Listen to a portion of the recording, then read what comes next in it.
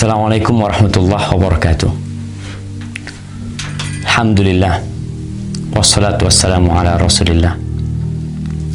Amma ba'd, akhi ukhti rahimakallah. Mendengarkan sebuah cerita yang aneh, menyeramkan, terkadang disenangi oleh sebagian orang.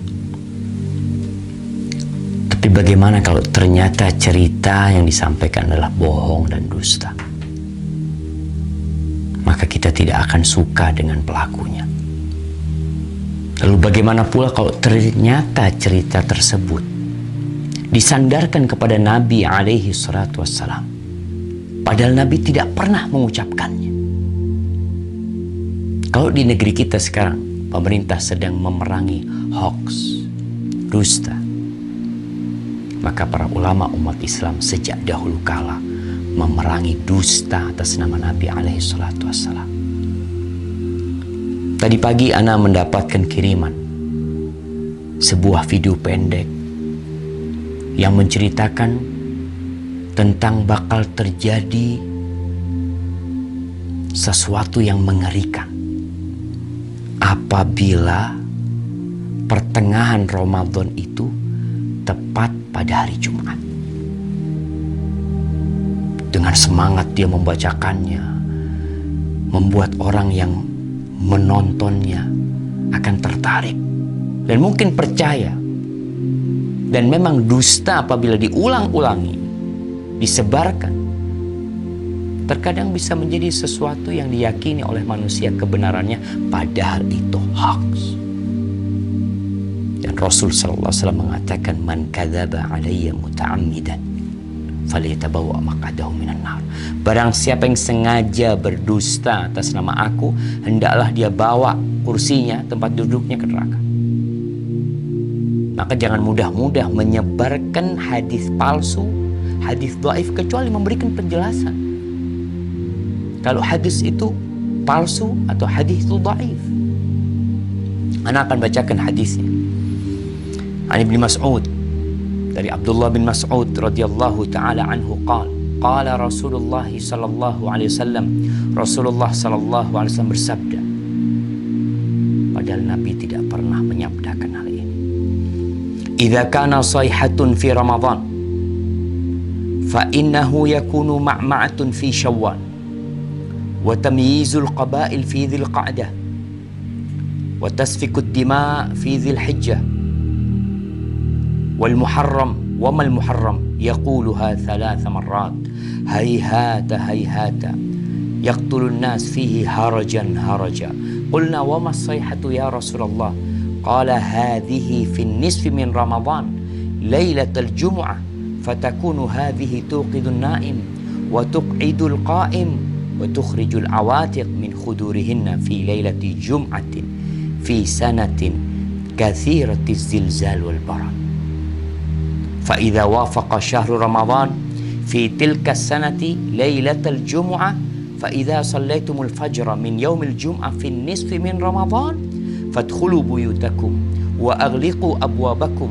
وسدوا كوككم ودثروا أنفسكم وسدوا آذانكم فإذا أحسستم بالصيحة فخروا لله سجدا وقال سبحان القدوس ربنا القدوس فإن من فعل ذلك نجا ومن لم يفعل هلك. Jamaah rahimakumullah, Ramadan tahun ini tanggal 15 Ramadan insyaallah hari Jumat. Ini yang menyebabkan penyebar hadis ini, karena hadis ini seakan-akan akan berlaku tahun ini. Yang artinya dari Abdullah bin Mas'ud radhiyallahu taala anhu, Rasulullah sallallahu alaihi wasallam bersabda, apabila ada suara dahsyat tepat di bulan Ramadan, maka itu akan terjadi beruntun sampai bulan Syawalnya. Banyak di antara golongan manusia lebih memisahkan diri. Mereka bergerombol-gerombol di bulan Dzulhijjahnya. Pertumpahan darah banyak terjadi di bulan Dzulhijjah tersebut. juga semakin kelimak ketika masuk di bulan Muharram. Rasulullah SAW menyebutkan hal itu 3 kali. Apa yang harus kami lakukan di bulan Muharram? Para sahabat bertanya, sayang. Sungguh sayang, kata beliau. Mereka tidak mengetahui dan apa yang harus dilakukan di bulan Muharram. Saat itu di antara manusia banyak yang saling membunuh. Apa suara dahsyat itu ya Rasulullah? Sahabat bertanya kepada Nabi SAW. Suara keras itu adalah mulai terjadi di pertengahan bulan Ramadan yang bertepatan di malam Jumat. Suara dahsyat itu mengagetkan orang-orang yang sedang tidur, menjatuhkan orang yang sedang berdiri. Segala benda terhempas jauh keluar dari tempatnya, atau para wanita yang masih gadis akan keluar dari kamar-kamarnya. Malam Jumat pertengahan Ramadan itu terjadi goncangan dahsyat dan cuaca sangat dingin.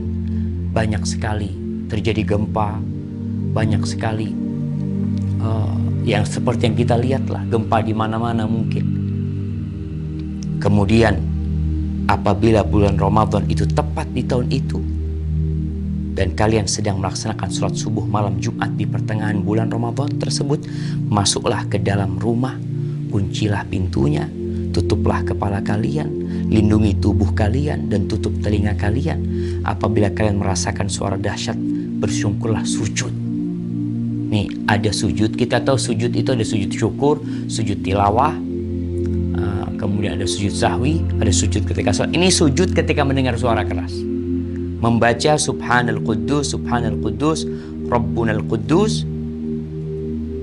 Karena sesungguhnya apabila kalian melakukan itu, niscaya selamat. Jika tidak, tentunya akan binasa. Ini tersebar jemaah di beberapa tulisan. Ini ambil dari beberapa tulisan yang ada di internet. Kemudian video itu juga telah tersebar, yang disebarkan oleh ya entah siapa yang menyebarkan hal itu, menyebarkan hoax. Kita lihat sekarang bagaimana hukum hadis ini. Para ulama menjelaskan hadzal hadis munkar la yasih. Hadis ini munkar, tidak benar. Al-Uqaili mengatakan laisa li hadzal hadis aslun min hadithi thiqah.